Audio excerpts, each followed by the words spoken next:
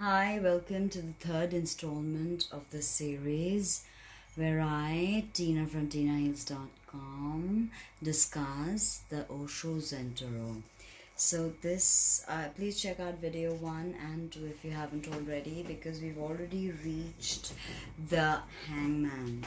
Okay, we've covered the other cards in the previous segments, and now we are at the Hangman, which is about suspension and about a change of perspective, if you ask me. So this is quite an interesting figure, actually, quite tantalizing in the sense that his expression is serene, the Hangman.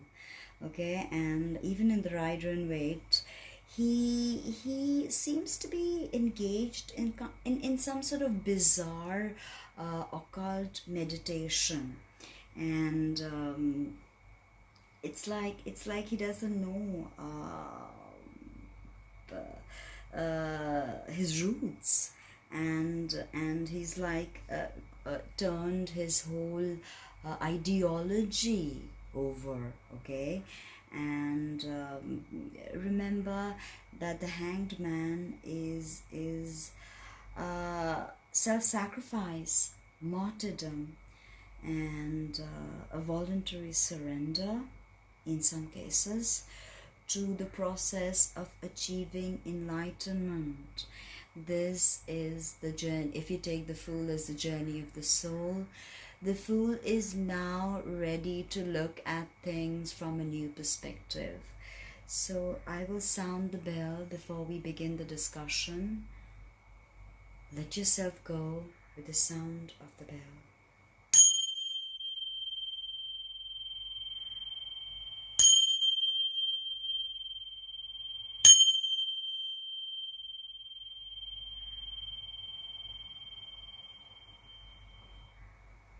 Now, this is a major transformation that you're going through. When this pops up in a reading, it could be that your client or you are suffering.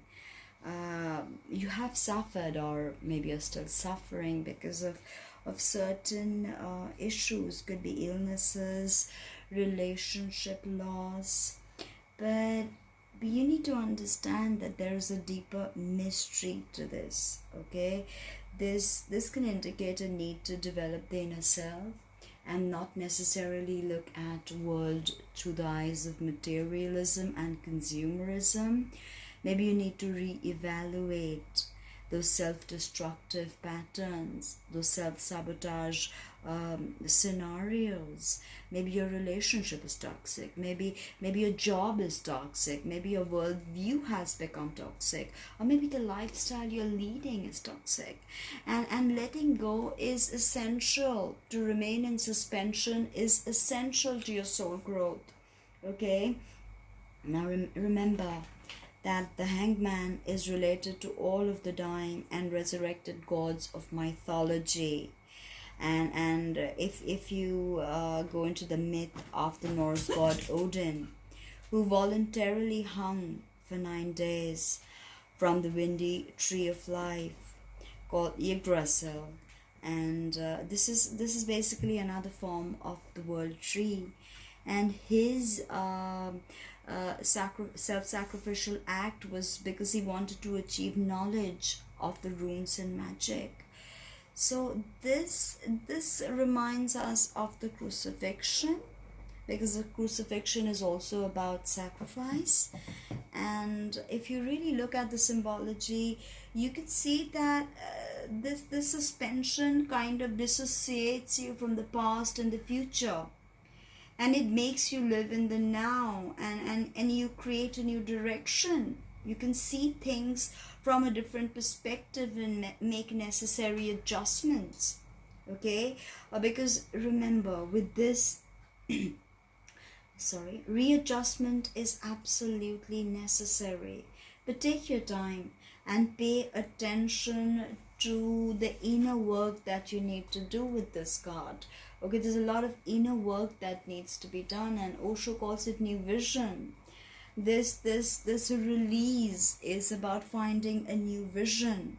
Okay, whatever the frustrations in your life are, you have to look at them not just as black or white, but and not just be fixed. You should be willing to compromise to reach a resolution. I think that is the biggest energy of the Hangman, compromise. Okay, and that might just resolve your issue, but there's always an air of stubbornness about the Hanged Man.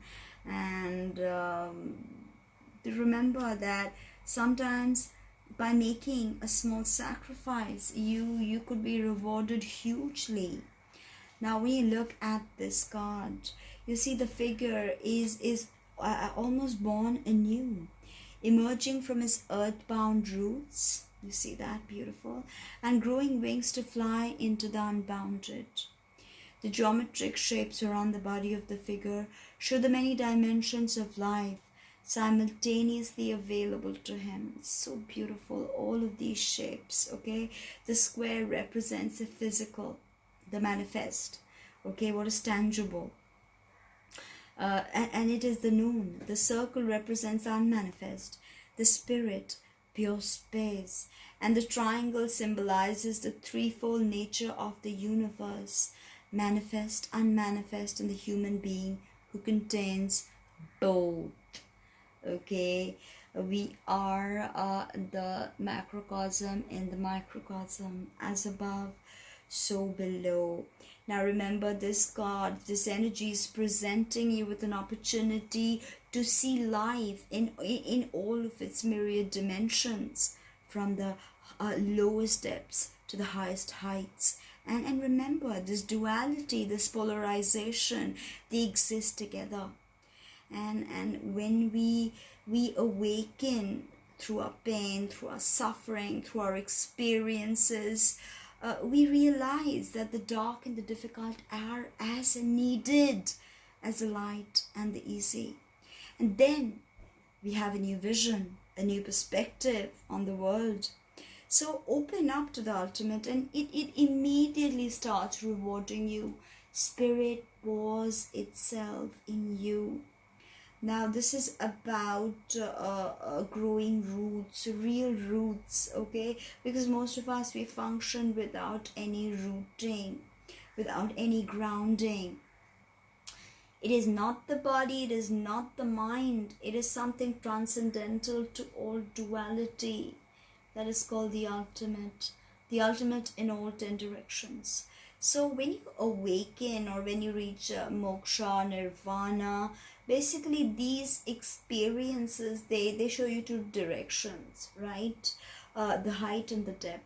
And slowly, with practice and self-actualization, this remaining in two directions becomes your established situation. You always remain in the height and the depth.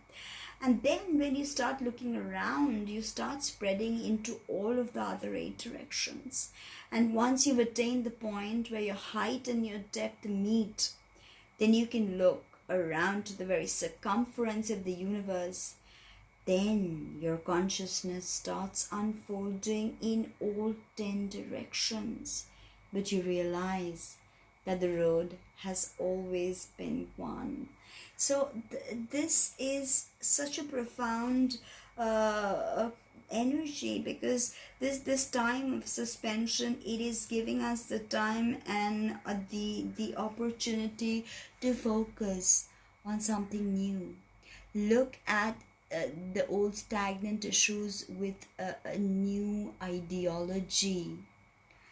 So sublime. Now we have the god of Scorpio, which is god number 13. Pluto's domain, death, resurrection, and death is nothing but transformation. We know energy doesn't die, it transforms, it transmutes. So this is definitely about changes, endings, and beginnings. This definitely means that the querent has experienced difficult emotional problems, maybe a very difficult emotional phase. And now with this death energy, she realizes how important everything has been. Remember, death can be a change in the way you perceive the world or in your own self.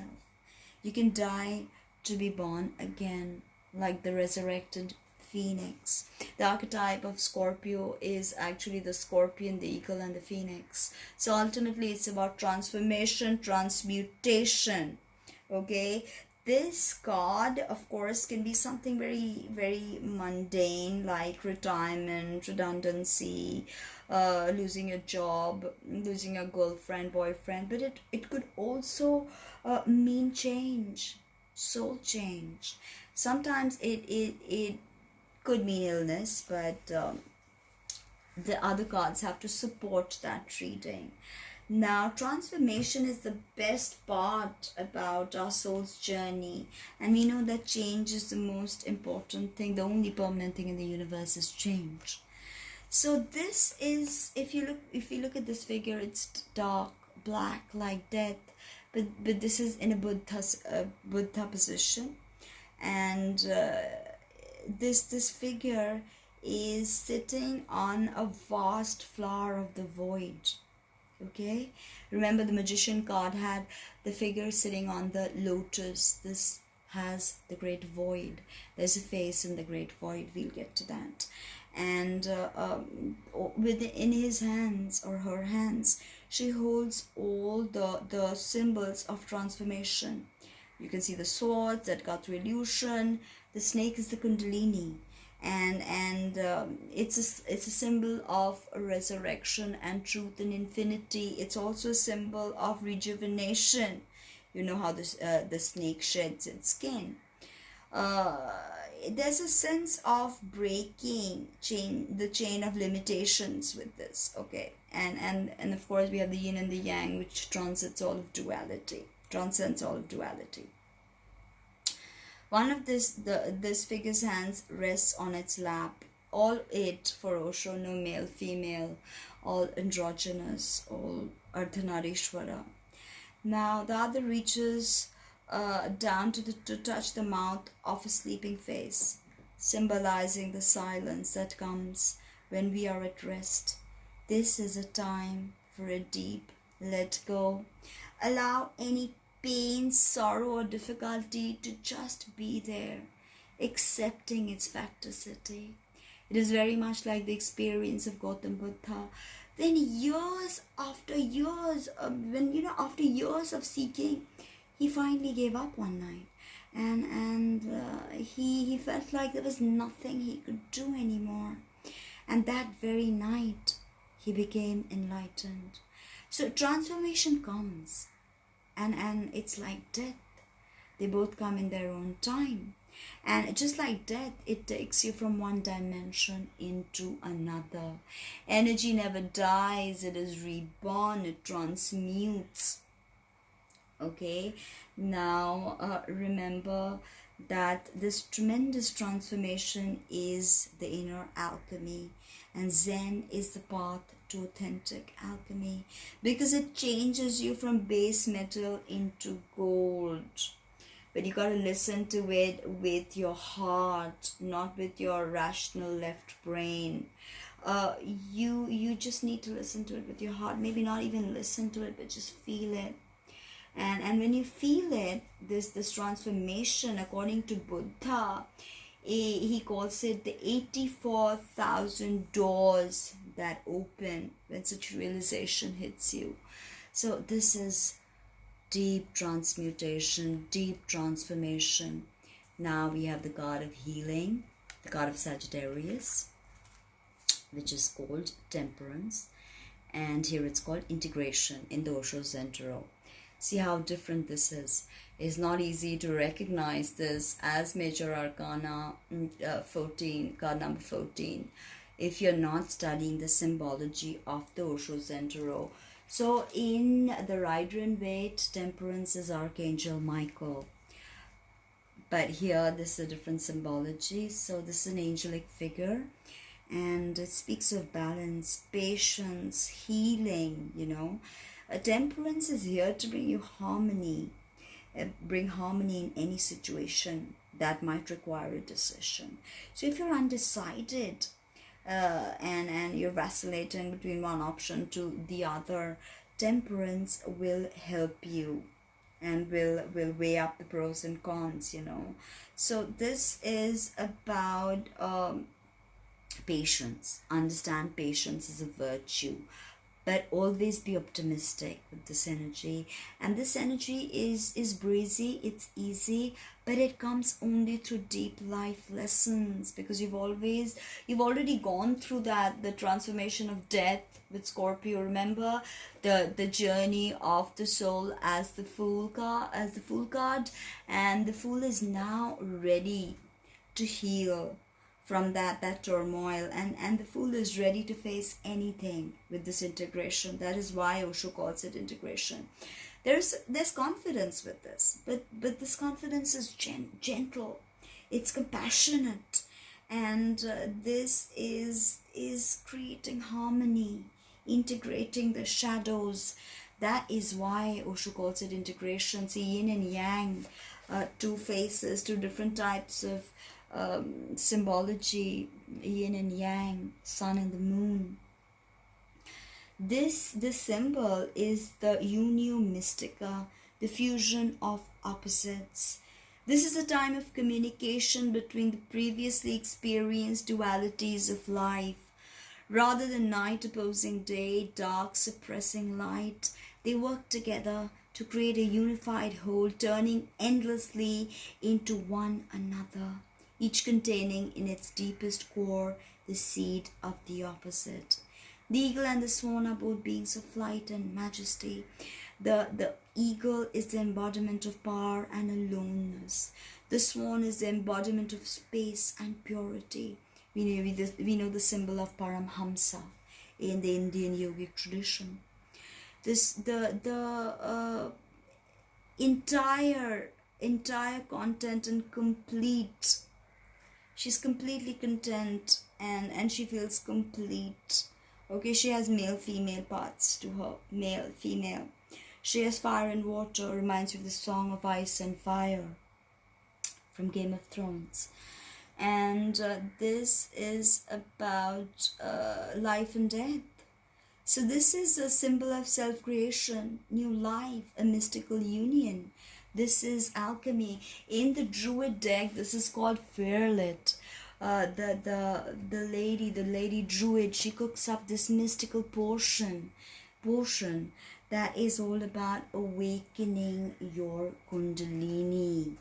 There is a lot of deep symbology in all the decks, I think, when it comes to the temperance.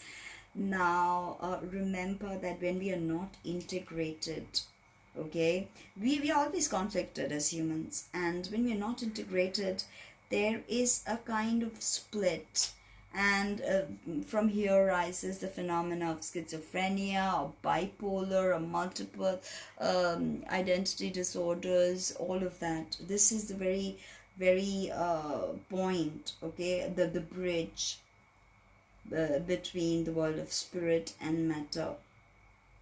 Okay, the mind, the creative mind and the logical mind. So we need to strengthen that bridge. It can't become fragile. Okay, then we start operating as two different personalities. Okay, we can be very happy and we can be very angry. We can be very calm, then very upset, very distraught, fluctuating between extremes, right? And this is what Gurdjieff used to call the crystallization of being, is nothing but these two minds becoming one. The meeting of the male and the female within, the meeting of yin and yang, the meeting of the left and right, the meeting of logic and illogic, the meeting of Plato and Aristotle. So we know that even HPP in the Secret Doctrine has spoken of Plato being an initiate. So Plato had a lot of esoteric wisdom, and Aristotle, we know, was completely left brain, right?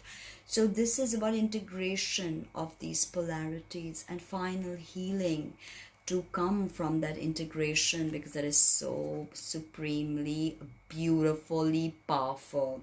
Now we have an iffy card, which is the devil, and this is card number 15. This speaks of entrapment, materialism, possession, slavery. So this is definitely about being overburdened. Okay, maybe responsibility, or maybe if you're in a situation we can't change, in a relationship we don't like, and we are unable to leave. We can't even walk away from that job we hate, because this takes huge courage. But the devil is not gonna let us go because we are afraid. In the Rider and Waite deck, this card is very reminiscent of the Lovers. Okay, you have the same figure of the angel here. You have the devil, kind of like Pan the goat, and you have two humans. And actually, in the Lovers card from Rider and Waite, the woman actually looks at the angel and the man is looking at the woman. So this is about man is the conscious mind and woman is the unconscious. So man looking at woman is he's in touch with his unconscious. But the devil card, the man and the woman are looking straight. So there is definitely a sense of disconnect from the unconscious. There's a sense of there's a sense that you're not happy with your situation. Maybe you're being dominated, okay? Your thoughts, your actions. You have confidence issues. Maybe you're addicted to something or someone. Somehow, the devil card shows you are not in charge of your destiny, okay? Okay, so this is so interesting because this is about conditioning, social conditioning. So if you're allowing someone or something to dominate you, and you feel like, okay, this is not what I feel, true to my heart, but I will go with it because this one said so. I will overindulge, get drunk, do this because this is expected of me in my job or with my friends. But the devil card is trying to tell you that do not allow the energies to tempt you to a place of no return. This is about releasing all negative restrictions and taking responsibility and authorship for actions, and of course encourage light and harmony and beauty in your life. Okay, so this is definitely worthwhile talking about, because in this card we have an old Zen story about a lion who was brought up by sheep and who thought he was a sheep until an old lion captured him and took him to a pond where he showed him his own reflection. So many of us are like this lion.